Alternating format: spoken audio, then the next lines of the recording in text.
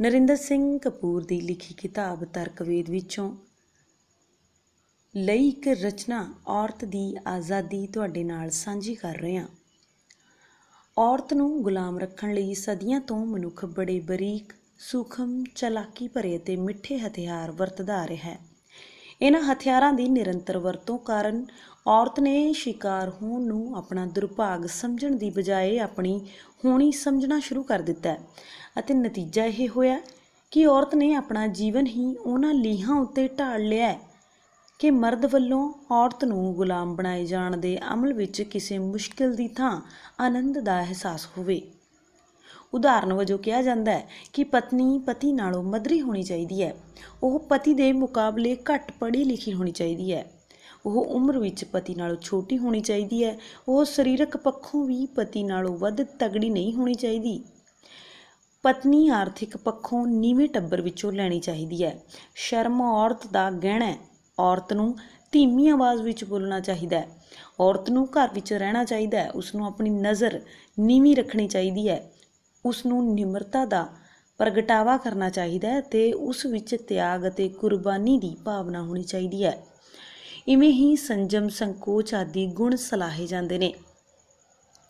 ਉਪਰੋਕਤ ਸਾਰੀਆਂ ਗੱਲਾਂ ਅਸਲ ਵਿੱਚ ਨਾ ਤਾਂ ਗੁਣ ਨੇ ਅਤੇ ਨਾ ਹੀ ਇਹਨਾਂ ਦਾ ਔਰਤ ਨਾਲ ਕੋਈ ਤਰਕ ਸੰਗਤ ਸੰਬੰਧ ਹੈ।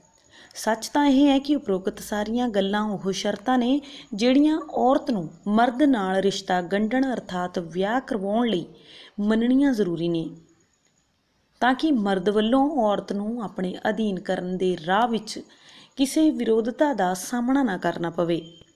ਲੰਮਾ ਕੱਦ, ਵੱਡੀ ਉਮਰ, ਵਧੇਰੇ ਸ਼ਕਤੀਸ਼ਾਲੀ ਡੀਲ-ਡੋਲ, ਉੱਚੀ ਰੋਹ ਭਰੀ ਆਵਾਜ਼, ਉਚੇਰਾ ਟੱਬਰ, ਵਧੇਰੇ ਵਿੱਦਿਆ, ਆਕੜ, ਮਾਣ ਅਤੇ ਅਣਖ ਆਦਿ ਜਿਹੇ ਲੱਛਣ ਸੁੱਤੇ ਸਿੱਧ ਮਰਦ ਨੂੰ ਔਰਤ ਦੇ ਮੁਕਾਬਲੇ ਹਰ ਪੱਖੋਂ ਵਧੇਰੇ ਸ਼ਕਤੀ, ਉਚੇਰਾ ਰੁਤਬਾ ਅਤੇ ਮਹੱਤਵ ਪ੍ਰਦਾਨ ਕਰਦੇ ਨੇ। ਛੋਟੀ ਉਮਰ, ਬਾਹਰ ਘੁੰਮਣ ਫਿਰਨ ਤੇ ਪਾਬੰਦੀ ਕਾਰਨ ਅਤੇ ਅਗਿਆਨਤਾ ਵਿੱਚ ਵਿਚਰਦੀ ਔਰਤ ਨੂੰ ਅਧੀਨ ਕਰਨਾ ਬੜਾ ਸੌਖਾ ਹੁੰਦਾ ਹੈ। ਅੱਗੋਂ ਇਹੀ ਔਰਤ ਅਗਲੀ ਸੰਤਾਨ ਅਤੇ ਵਿਸ਼ੇਸ਼ ਕਰਕੇ ਧੀਆਂ ਨੂੰ ਇਹਨਾਂ ਸੁਝਾਈਆਂ ਹੋਈਆਂ ਲੀਹਾਂ ਉੱਤੇ ਪਾਲਦੀ ਹੋਈ ਮਰਦ ਵੱਲੋਂ ਔਰਤ ਦੇ ਕੀਤੇ ਜਾਣ ਵਾਲੇ ਸ਼ੋਸ਼ਣ 'ਚ ਖੁਸ਼ੀ-ਖੁਸ਼ੀ ਸਹਾਈ ਹੁੰਦੀ ਹੈ। ਅੱਜ ਤੱਕ ਪੁਰਸ਼ ਹੀ ਔਰਤ ਨੂੰ ਛੱਡਦੇ ਆਏ ਨੇ, ਘਰੋਂ ਕੱਢਦੇ ਰਹੇ ਨੇ, ਪਰ ਜਦੋਂ ਕੋਈ ਔਰਤ ਪੁਰਸ਼ ਨੂੰ ਤਿਲਾਂਜਲੀ ਦਿੰਦੀ ਹੈ ਤਾਂ ਮਰਦ ਆਪਣਾ ਸਰੀਰਕ, ਮਾਨਸਿਕ ਸਭ ਪ੍ਰਕਾਰ ਦਾ ਸੰਤੁਲਨ ਗੁਆ ਬੈਠਦਾ ਹੈ। ਭਾਰਤੀ ਸਮਾਜ ਵਿੱਚ ਭਾਵੇਂ ਔਰਤ ਕਿਸੇ ਵੀ ਧਰਮ ਨਾਲ ਸੰਬੰਧਿਤ ਹੈ, ਉਸ ਦੀ ਸਮਾਜਿਕ ਸਥਿਤੀ ਹਿੰਦੂ ਧਰਮ ਦੀਆਂ ਪਾਈਆਂ ਲੀਹਾਂ ਉੱਤੇ ਹੀ ਉਸਰੀ ਹੋਈ ਹੈ। ਇਸਲਾਮੀ ਸਮਾਜ ਵਿੱਚ ਇਸਤਰੀ ਦੀ ਹਾਲਤ ਵਧੇਰੇ ਤਰਸਯੋਗ ਹੈ ਕਿਉਂਕਿ ਉਸਨੂੰ ਬੁਰਕੇ ਦੀ ਚੱਲਦੀ ਫਿਰਦੀ ਜੇਲ੍ਹ ਵਿੱਚ ਵਿਚਰਨਾ ਪੈਂਦਾ ਹੈ। ਔਰਤ ਨੂੰ ਕਿਸਮਤ ਅਤੇ ਅਗਲੇ ਸੰਸਾਰ ਦੇ ਵਾਅਦੇ ਕਰਕੇ ਸੰਘਰਸ਼ ਦੇ ਰਾਹ 'ਤੇ ਆਉਣ ਹੀ ਨਹੀਂ ਦਿੱਤਾ ਗਿਆ। ਜ਼ਾਤ-ਪਾਤ ਤੇ ਔਰਤ ਦੀ ਗੁਲਾਮੀ ਨੂੰ ਪੱਕਿਆਂ ਕੀਤਾ ਗਿਆ ਹੈ। ਭੂਗੋਲਿਕ ਤੌਰ ਉੱਤੇ ਵੀ ਜਿਸ ਥਾਂ ਸਮਾਜ ਜਾਂ ਇਲਾਕੇ ਵਿੱਚ ਜੰਮਦੀ ਹੈ, ਆਪਣੀ ਬਹੁਤੀ ਜ਼ਿੰਦਗੀ ਉੱਥੇ ਹੀ ਗੁਜ਼ਾਰਦੀ ਹੈ। ਔਰਤ ਨੂੰ ਗੁਲਾਮ ਬਣਾਉਣ ਦੇ ਹੋਰ ਵੀ ਕਈ ਢੰਗ ਵਰਤੇ ਜਾਂਦੇ ਰਹੇ ਨੇ। ਔਰਤ ਦੇ ਮਾਂ ਬਣਨ ਉੱਤੇ ਬਹੁਤ ਜ਼ੋਰ ਦਿੱਤਾ ਗਿਆ ਹੈ ਅਤੇ ਉਸ ਦੀ ਮੁਕਤੀ ਨੂੰ ਉਸ ਦੇ ਪੁੱਤਰ ਨਾਲ ਜੋੜ ਦਿੱਤਾ ਗਿਆ ਹੈ। ਉਸ ਨੂੰ ਆਪਣੀ ਜ਼ਿੰਦਗੀ ਦਾ ਸਭ ਤੋਂ ਚੰਗਾ ਹਿੱਸਾ ਗਰਭ ਦੀਆਂ ਅਤੀ ਮੁਸ਼ਕਿਲ ਜ਼ਿੰਮੇਵਾਰੀਆਂ ਵਿੱਚ ਹੀ ਗੁਜ਼ਾਰਨਾ ਪੈਂਦਾ ਹੈ। ਜਦੋਂ ਉਹ ਇਸ ਪਾਸੇ ਤੋਂ ਵਿਹਲੀ ਹੁੰਦੀ ਹੈ ਤਾਂ ਉਸ ਕੋਲ ਆਪਣਾ ਕੁਝ ਵੀ ਨਹੀਂ ਹੁੰਦਾ। ਬੱਚਿਆਂ ਦੀ ਪਛਾਣ ਵੀ ਪਿਤਾ ਦੇ ਨਾਂ ਨਾਲ ਹੁੰਦੀ ਹੈ। ਇਸ ਸਥਿਤੀ ਵਿੱਚ ਆਸ ਕੀਤੀ ਜਾਂਦੀ ਹੈ ਕਿ ਔਰਤ ਮਾਂ ਦੇ ਰੂਪ ਵਿੱਚ ਆਪਣੇ ਆਪ ਨੂੰ ਮਿਟਾ ਦੇਵੇ। ਔਰਤ ਕਿਸੇ ਜਾਇਦਾਦ ਦੀ ਮਾਲਕ ਨਹੀਂ ਬਣ ਦਿੱਤੀ ਗਈ। ਇਸੇ ਲਈ ਸੰਕਟਕਾਲੀਨ ਸਥਿਤੀ ਵਿੱਚ ਉਸ ਕੋਲ ਸਿਵਾਏ ਆਪਣੇ ਸਰੀਰ ਦੇ ਕੁਝ ਹੁੰਦਾ ਹੀ ਨਹੀਂ। ਇਸ ਲਈ ਉਹ ਇਸੇ ਨੂੰ ਵਰਤਣ ਵੇਚਣ ਲਈ ਮਜਬੂਰ ਹੁੰਦੀ ਹੈ। ਪੁਰਸ਼ ਜਵਾਨੀ ਵਿੱਚ ਸਭ ਤੋਂ ਵਧੇਰੇ ਉੱਨਤੀ ਕਰਦਾ ਹੈ, ਜਦੋਂ ਕਿ ਔਰਤ ਦਾ ਸਭ ਤੋਂ ਵੱਧ ਸ਼ੋਸ਼ਣ ਜਵਾਨੀ ਵਿੱਚ ਹੀ ਹੁੰਦਾ ਹੈ। ਉਸਨੂੰ ਮੁੜ-ਮੁੜ ਗਰਭਵਤੀ ਕਰਕੇ ਮਰਦ ਨੇ ਔਰਤ ਨੂੰ ਆਜ਼ਾਦੀ ਦਾ ਸੰਕਲਪ ਹੀ ਗ੍ਰਹਿਣ ਨਹੀਂ ਕਰਨ ਦਿੱਤਾ। ਛੋਟੀ ਉਮਰ ਵਿੱਚ ਵਿਆਹ ਅਸਲ ਵਿੱਚ ਮਰਦ ਵੱਲੋਂ ਔਰਤ ਉੱਤੇ ਆਪਣੀ ਜਕੜ ਬਣਾਈ ਰੱਖਣ ਦਾ ਇੱਕ ਉਪਰਾਲਾ ਸੀ। ਕਿਸੇ ਫੈਸਲੇ ਵਿੱਚ ਕਿਉਂਕਿ ਔਰਤ ਦੀ ਸਲਾਹ ਲਈ ਹੀ ਨਹੀਂ ਜਾਂਦੀ, ਇਸੇ ਲਈ ਔਰਤ ਨੂੰ ਲੋੜ ਅਨੁਸਾਰ ਸੋਚਣ ਦੀ ਲੋੜ ਹੀ ਅਨੁਭਵ ਨਾ ਹੋਣ ਕਾਰਨ ਸੋਚਣ ਦੀ ਆਦਤ ਹੀ ਨਹੀਂ ਪਈ। ਅਤੇ ਇਹ ਪ੍ਰਚਾਰਿਆ ਗਿਆ ਹੈ ਕਿ ਔਰਤ ਅਤੇ ਅਕਲ ਦਾ ਆਪਸ ਵਿੱਚ ਕੋਈ ਸੰਬੰਧ ਨਹੀਂ, ਅਰਥਾਤ ਵਪਾਰ ਅਤੇ ਰਾਜਨੀਤੀ 'ਚ ਔਰਤ ਤੋਂ ਕਿਸੇ ਸਿਆਣਪ ਦੀ ਆਸ ਕਰਨੀ ਵਿਅਰਥ ਹੈ। ਸੋਚਵਾਨ ਔਰਤ ਮਰਦ ਲਈ ਇੱਕ ਚੁਣੌਤੀ ਹੁੰਦੀ ਹੈ। ਵੱਧ ਪੜ੍ਹੀ ਲਿਖੀ ਔਰਤ ਪਤੀ ਲਈ ਇੱਕ ਸਮੱਸਿਆ ਹੁੰਦੀ ਹੈ।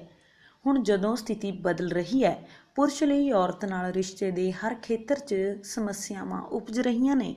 ਜਿੱਥੇ ਵੀ ਪਰੰਪਰਾਗਤ ਲੀਹਾਂ ਨੂੰ ਔਰਤ ਨੇ ਉਲੰਘਣਾ ਦਾ ਯਤਨ ਕੀਤਾ, ਸਮੁੱਚੀ ਮਰਦ ਜ਼ਾਤ ਨੇ ਉਸ ਉੱਤੇ ਦੂਸ਼ਣ ਲਾਏ ਨੇ, ਜਿਹੜੇ ਅਸਲ ਵਿੱਚ ਮਰਦ ਦੀ ਆਪਣੀ ਡਾਵਾਂਡੋਲ ਸਥਿਤੀ ਦਾ ਹੀ ਪ੍ਰਗਟਾਵਾ ਹੁੰਦਾ ਹੈ। ਔਰਤ ਦੀਆਂ ਕਈ ਨਵੀਆਂ ਸਮਾਜਿਕ ਵੰਨਗੀਆਂ ਦਾ ਸਮਾਜ ਵਿੱਚ ਪ੍ਰਵੇਸ਼ ਹੋਇਆ, ਜਿਵੇਂ ਵਿਧਵਾ, ਤਲਾਕਸ਼ੁਦਾ, ਅਣਵਿਆਹੀ ਆਦਿ।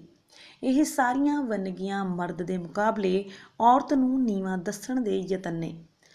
ਅਜਿਹੇ ਹੋਰ ਵੀ ਅਨੇਕਾਂ ਸਾਧਨ ਨੇ, ਜਿਵੇਂ ਪਤਨੀ ਪਤੀ ਨੂੰ ਤੁਸੀਂ ਕਹਿੰਦੀ ਹੈ, ਜਦੋਂ ਕਿ ਪਤੀ ਪਤਨੀ ਨੂੰ ਤੂੰ ਕਹਿੰਦਾ ਹੈ।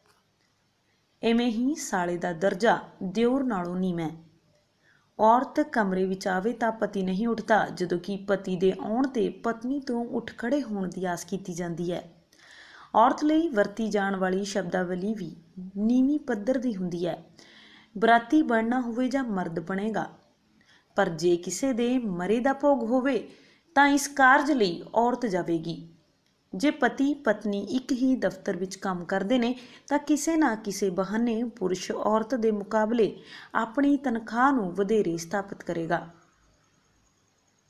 ਪੁਰਸ਼ ਔਰਤ ਨਾਲ ਮਖੌਲ ਕਰ ਸਕਦਾ ਹੈ, ਪਰ ਔਰਤ ਨੂੰ ਇਹ ਆਗਿਆ ਨਹੀਂ। ਪਤੀ ਦੀ ਮੌਤ ਉਪਰੰਤ ਜਾਇਦਾਦ ਦੀ ਮਾਲਕ ਔਰਤ ਨਹੀਂ ਬਣਦੀ, ਉਸਦਾ ਪੁੱਤਰ ਬਣੇਗਾ। ਅਰਥਾਤ ਔਰਤ ਇੱਕ ਮਰਦ ਦੀ ਥਾਂ ਦੂਜੇ ਮਰਦ 'ਤੇ ਨਿਰਭਰ ਹੋ ਜਾਏਗੀ।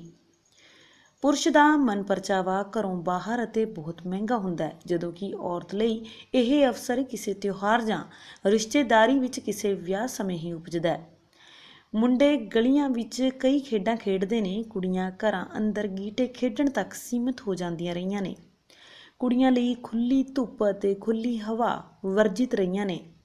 ਅਸਲੀਅਤ ਇਹ ਹੈ ਕਿ ਸਮੁੱਚੇ ਭਾਰਤੀ ਦਰਸ਼ਨ ਵਿੱਚ ਅਤੇ ਸਾਰੇ ਧਰਮਾਂ 'ਚ ਔਰਤ ਦੀ ਆਜ਼ਾਦੀ ਦਾ ਸੰਕਲਪ ਹੀ ਨਹੀਂ ਉਸਰਿਆ। ਅੰਗਰੇਜ਼ਾਂ ਦੇ ਆਉਣ ਨਾਲ ਆਜ਼ਾਦੀ ਦਾ ਸੰਕਲਪ ਪ੍ਰਾਪਤ ਹੋਣ ਮਗਰੋਂ ਹੀ ਇਸ ਸੰਕਲਪ ਦੀਆਂ ਸੰਭਾਵਨਾਵਾਂ ਉਜਾਗਰ ਹੋਣੀਆਂ ਸੰਭਵ ਹੋਈਆਂ ਨੇ। ਬਹੁਤ ਸਾਰੇ ਖੇਤਰਾਂ 'ਚ ਔਰਤ ਨੇ ਕੁਝ ਆਜ਼ਾਦੀ ਪ੍ਰਾਪਤ ਕੀਤੀ ਹੈ, ਪਰ ਉਸਦੀ ਸਮੁੱਚੀ ਸਥਿਤੀ ਵਿੱਚ ਬਹੁਤੀ ਤਬਦੀਲੀ ਨਹੀਂ ਆਈ। ਹਾਂ, ਹੁਣ ਪੁਰਸ਼ ਦੀ ਤਾਨਾਸ਼ਾਹੀ ਨੂੰ ਵੰਗਾਰ ਜ਼ਰੂਰ ਪੈਣ ਲੱਗ ਪਈ ਹੈ।